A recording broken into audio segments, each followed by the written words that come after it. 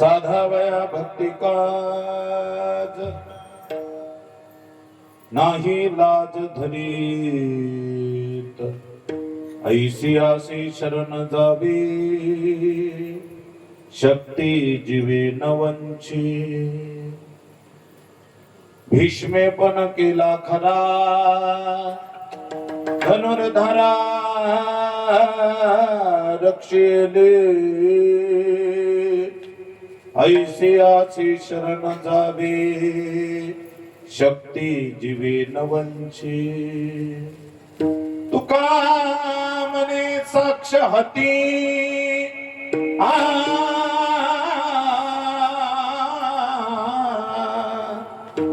तुका मने साक्ष हती तो म्या चित्ती धरीला ऐसियाची शरण जावे शक्ती जीवे नवंची विठ्ठल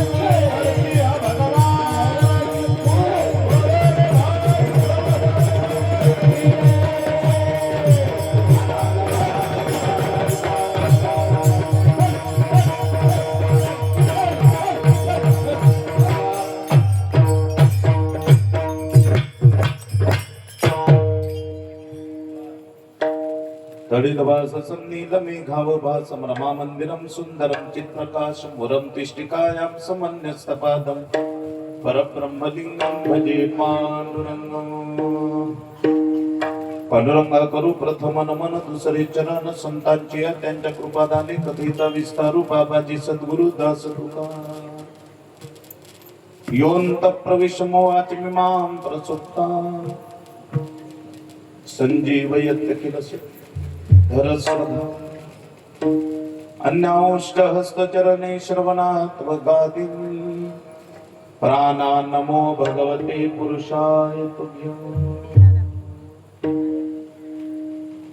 पिता पुरुषत्वं जगतमधीशो दुरत्यय काल उपात्य दण्डः हिताय स्वेच्छातनुभिसमे हसे मानं विधुन्वन् जगदीश मानिना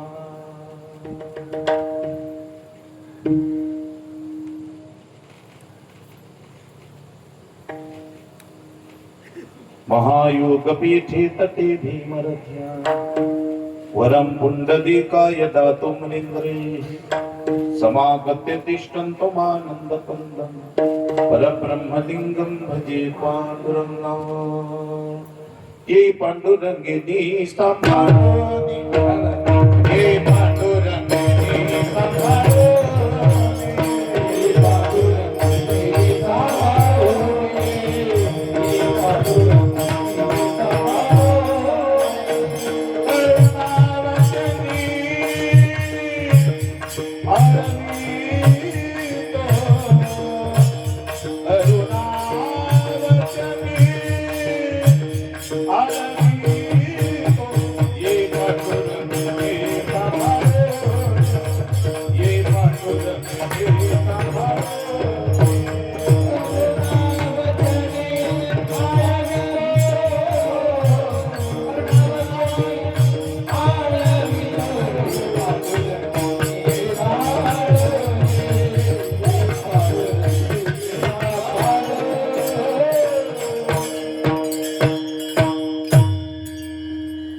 अलंकापुरी रम्य सिंहासनस्थं पदाम्बुजते च स्फुरति प्रदेश विधेन्द्रादिदेवैः सदा स्वयमानं समाधिस्थमूर्तिं भजे ज्ञानदेवं नमो सद्गुरु तुकया ज्ञानदेवा नमो सद्गुरु सच्चिदानंद रूपा नमो सद्गुरु भक्त कल्याण मूर्ति नमो सद्गुरु भास्कराय पूर्ण कीर्ती स्वये भानुजो भानुआराधीला तयाचे कोळी दीपतो दिव्य झाला हरी भक्ती लागून तारी समस्ता नमस्कार माझा श्री सद्गुरु एकनाथा नागेंद्रहाराय त्रिलोचनाय अस्मांगरागाय महेश्वराय नित्याय शुद्धाय दिगंबराय तस्मै नमः शिवाय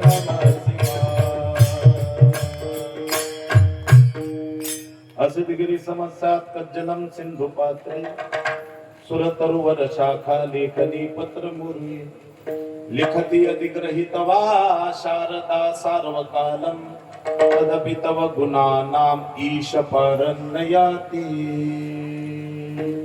जयांती केल्या स्मरण होय सकळ विद्येच्या अधिकरण हेच वंदो श्री चरण श्री गुरूंचे ते नमस्कार आता मम हृदय सद्गुरु जे नेतारी रहा संसार पुरु म्हणून विशेषा त्या दुर्विवेकावरी आता हृदय हे आपुले चौफाळुनिया भले वरे बाई सौ पावले श्री गुरूंची ती नमस्कार आता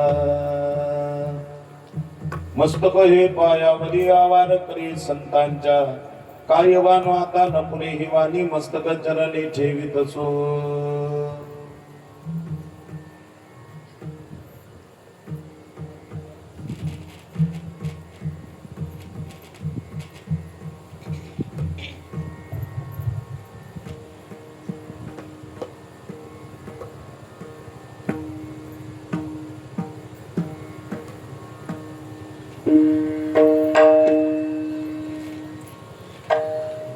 साधावया भक्ती काज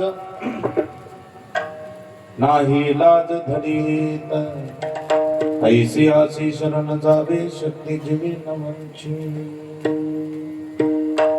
प्रस्तुत कीर्तन रूपी सेवेकरता उपस्थित केला आहे माऊली महावैष्णव वैराग्याचे मूर्तिमत्व पुतळे विश्वविख्यात वारकरी संप्रदायाच्या इमारतीच्या कलशस्थानी विराजमान असणारे महान विभूत उपमेनं जिथं लाजावं असं अनुपम्य त्यांचं स्वरूप शब्द प्रभू भक्त हृदय सम्राट वारकरी संप्रदायाची पताका विश्वामध्ये ललानुभूत करणारी महान विभूती शब्द प्रभू श्रीमंत श्री जगद्गुरु तुकोबारा यांचा चारचरणाचा उत्कृष्ट वारकरी संप्रदायामध्ये भगवान परब्रह्म परमात्मा जगन्नियंता जो परब्रह्म आहे त्याच्या कार्यानं त्याचा परिचय करून देऊन त्याच्या चरणी लीन होण्याचा भाव समर्पण भाव अंतःकरणात तयार व्हावा सद्रष्टांत स उदाहरण आपल्याला भगवान परमात्माच्या चरणी त्या देवाच्या कार्यानं त्याचा परिचय करून देऊन त्याच्या चरणावर लीन होण्याचा भाव आजच्या या अभंगामध्ये श्रीमंत श्री जगद्गुरु तुकोबाराय व्यतीत अगदी सुंदर वर्णन करतात. अभंगाचं सरळ सरळ स्वरूप आपण पाहू. विठ्ठला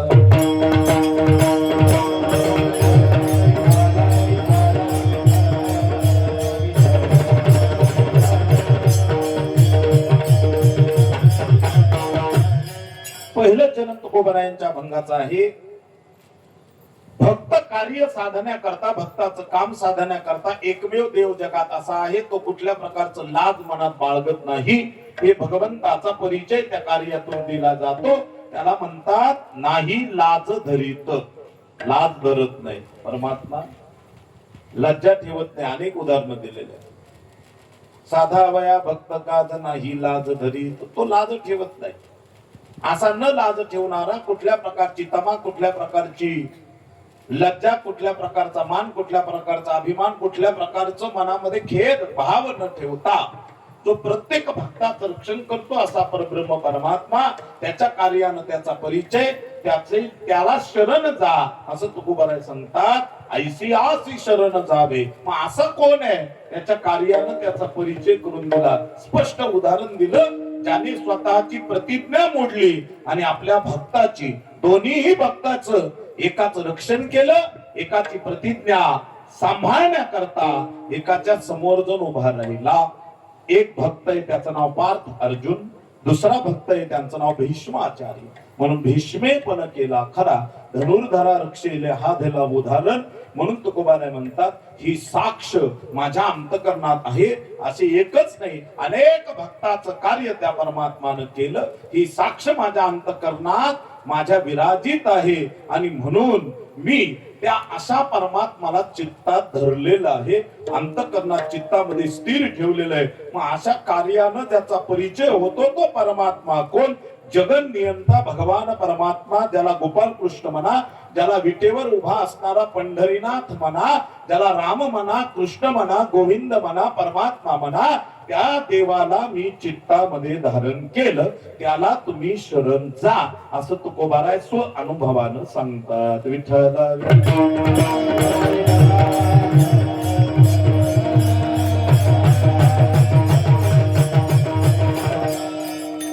अभंगाचा अर्थ असाच असेल माझा अट्टास नाही. माझ्या उदार सद्गुरु रायाच्या कृपेने तुमच्या समोर मांडला. अभंगावर काहीच चिंतन करण्यापूर्वी थोडा 2 मिनिटात परिहार देणं वक्त्याचं आद्य कर्तव्य असतं.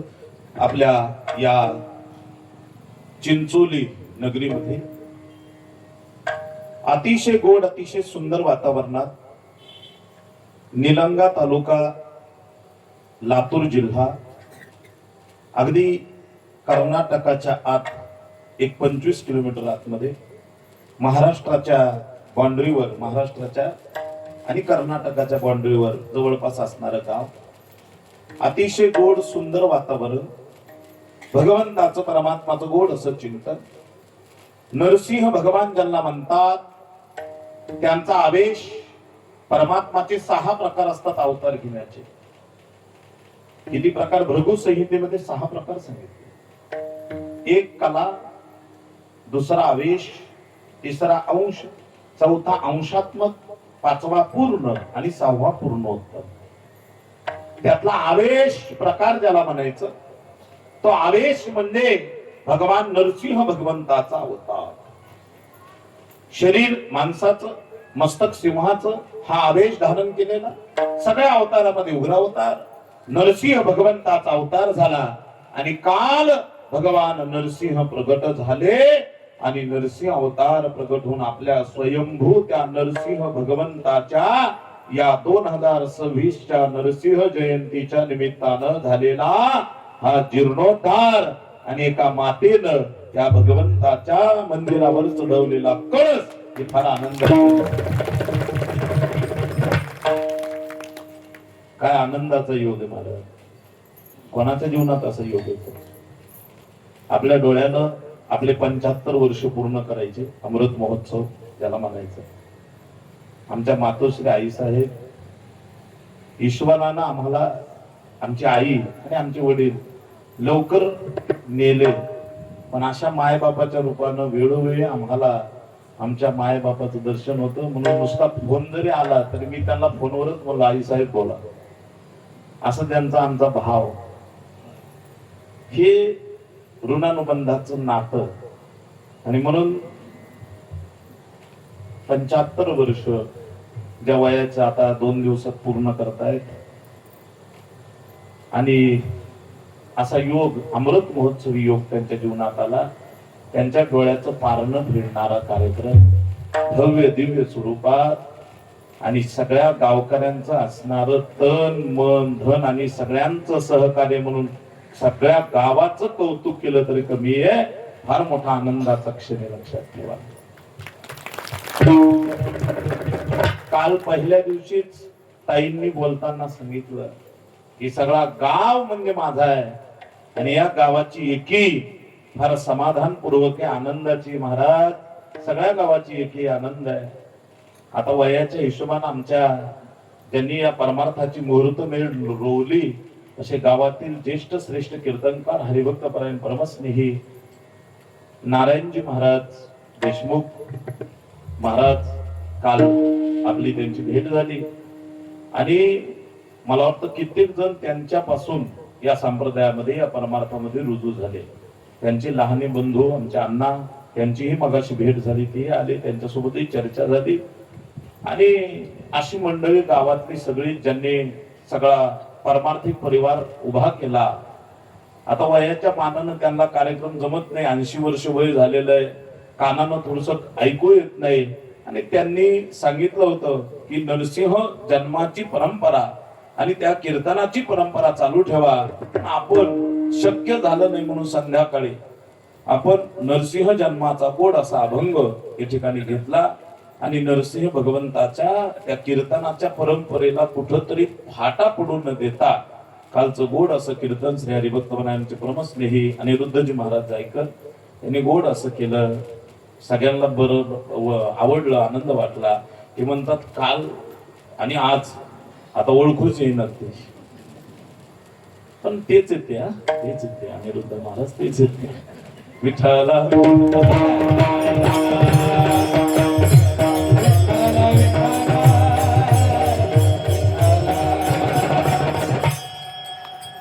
ताईंच्या आग्रहामुळं एक 4 असणारे जे पीठ आहेत, एक ज्ञानपीठ, एक वैराग्यपीठ, एक भक्तीपीठ आणि एक धर्मपीठ, अशा उत्कृष्ट पीठावरील महाराज मंडळी या ठिकाणी येत आहेत. आपलं परम भाग्य आहे. उद्या श्रीमंत श्री जगद्गुरु तुकोबाराय यांचे, तुकोबारायांचे वंशज, एक नाथ वंशज येऊन गेले, आणखी 3 नाथ महाराजांचे, शांतीब्रह्म स्वामी श्री एकनाथ महाराजांचे वंशज आपल्या या दरबारामध्ये यायचे आहेत. आणि ह्या सगळ्या वंशजामध्ये आता आम्हाला एक भागवताची परंपरा आहे म्हणून ताईंना त्याच्यामध्ये योग जुळून आणला. म्हणून एक सामान्य पामराचं एक कीर्तन या ठिकाणी ठेवण्याचा योग तुमच्या सर्वांच्या योगाने या ठिकाणी आला. म्हणून सर्वांना कोटी कोटी असे धन्यवाद. असा गोड योग जुळून आला. आजच्या सेवेकरिता उपस्थित सर्व भजनी मंडळ, गावातील हरिभक्त परायण सर्व भजनी मंडळ, श्री हरिभक्त परायण मृदंगाचार्य, सोपी गोष्ट नाही महाराज. दिवसभर तबला वाजवायचा आणि नंतर पुन्हा मृदंग वाजवायचा. या दोन्ही गोष्टी म्हणजे दिवसभराचं कष्ट, काम आपण पूर्ण झोकून देऊन काम करायचंय. पुन्हा आमचा माणूस असा आहे, महाराज असा आहे की आपलं पूर्ण समर्पण देणार, कुठले अनुमान न ठेवता जेवढं आपलं पूर्ण ताकद आहे त्या ताकदीनं वाजवणार, ते वजनदार वाजवणं ज्याला म्हणतात, ते आमचे कृष्णा महाराज चव्हाण. अतिशय गोड सुंदर असं मृदंगाची साथ.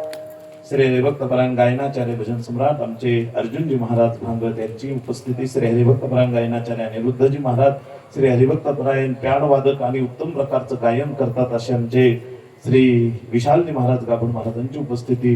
श्री हरिभक्तपरायण गावातील हरिभक्तपरायण भजनी मंडळ आमचे कालच परिचय झाला.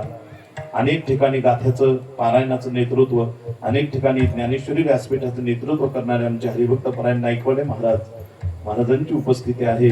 सर्व महाराज मंडळी, हरिभक्तपरायण बोरोळे महाराज, उत्तमजी बोरोळे महाराज, श्री हरिभक्तपरायण ढगे महाराज, काय प्रभूजी ढगे महाराज, श्री हरिभक्तपरायण केशवजी महाराज, श्री हरिभक्तपरायण स्वामी महाराज, त्यांचे आप्पा, त्यांची उपस्थिती आहे. आप्पाच ना, त्यांच्या शेजारी असणारे आमचे छोटे आप्पा, हे सगळे त्यांची उपस्थिती. सर्व माता भगिनी, सर्वांची विशेष उपस्थिती, सर्वांचा आनंदाचा असा गोड सोहळा. आणि सर्वांना मिळून आज पुन्हा तुमच्या गावात येण्याकरता सुट्ट्या असल्यामुळं आमचे चिरंजीवी तुमच्या गावामध्ये आणले. आमचे स्वानंद महाराज, त्यांची उपस्थिती आहे. आणि विनेकरी दादा बोड अशी त्यांची उपस्थिती. अगदी बरोबर पहिल्या दिवशी सांगितल्याप्रमाणे त्यांनी अगदी कासोटा बांधून अगदी महाराज तयार आहेत. उद्या विना घेण्याकरता ते धोतर नेसून असणार, बरं का.